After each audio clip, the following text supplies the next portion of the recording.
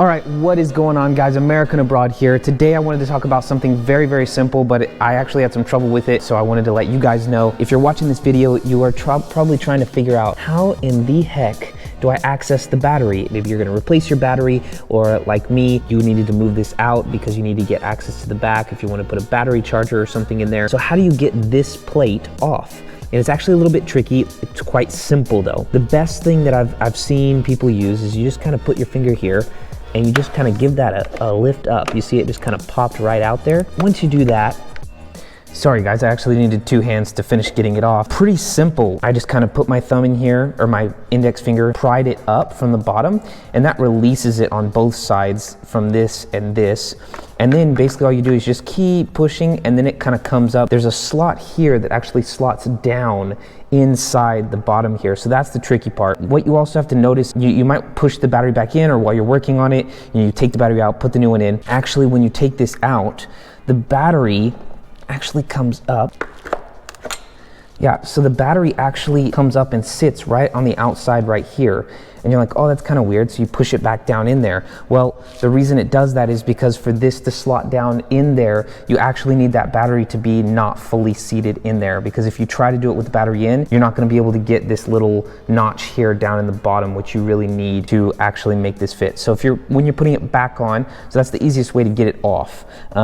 If you're putting it back on, you have to actually fit this bottom piece in there first with the battery kind of out. Okay, so now that I've got it in there, you can see I've got both the sides. I'm going to show you. So I've got this side notched down in there. Hopefully you can see that. And this side's got a little bit better light. This side is notched down in the circle. The bottom part is actually up underneath the battery. Remember, the battery couldn't be fully pushed in. The battery needs to be just up just a little bit, slanted just on that lip. And then now that it's in there, I'm gonna give it a nice little push down. And it really just went in there pretty simple. I think actually, oh, bleeding a little bit.